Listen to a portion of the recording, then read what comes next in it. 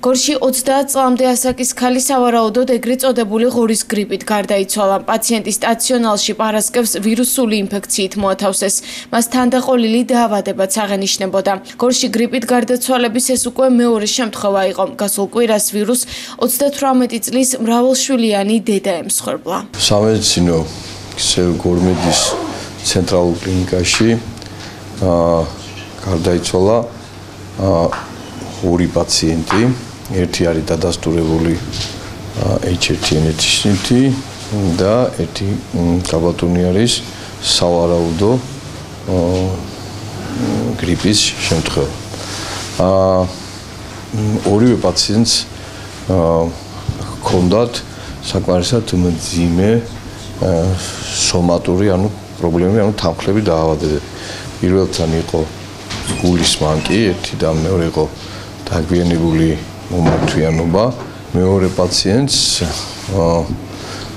რამდენჯერმე იყო ნაოპერაციები თავის ტვინის სიმსივნის გამო და იყო ასე ვთქვათ მძიმე ნევროლოგიური დეფიციტის მქონე პაციენტი.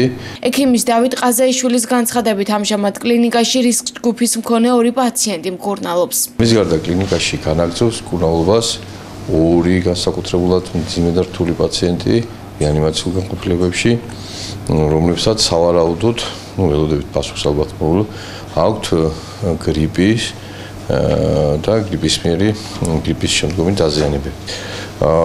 ორივე შემთხვევაში არის ფილტვების მძიმე დაზიანება, მაგრამ ორივე შემთხვევაში ასევე არის თანხლები ქრონიკული დაავადებები. ერთ შემთხვევაში არის ქრონიკული ჰეპატიტი C, ღვიძლის უკმარისობა და მეორე შემთხვევაში არის გულის მძიმე დეკომპენსირებული უკმარისობა, რაც ასე ვთქვათ ართულებს პროგნოზს. ძირითადად მყარი და სტაბილური იმუნიტეტის პირობებში გრიპისმიერი გართულებები შედარებით ნაკლებია. შექმნილ სიტუაციასთან დაკავშირებით მხარის გუბერნატორი სამედიცინო ცენტრების ხელმძღვანელებს შეხვდა. მათი თქმით, ყველა კლინიკა მზად არის შესაბამისი მომსახურეობისთვის. ისინი მოქალაქეებს მოუწოდებენ იმ შემთხვევაში, თუ გრიპის რაიმე სახის სიმპტომები არსებობს, სრულად მიმართონ სამედიცინო დაწესებულებებს.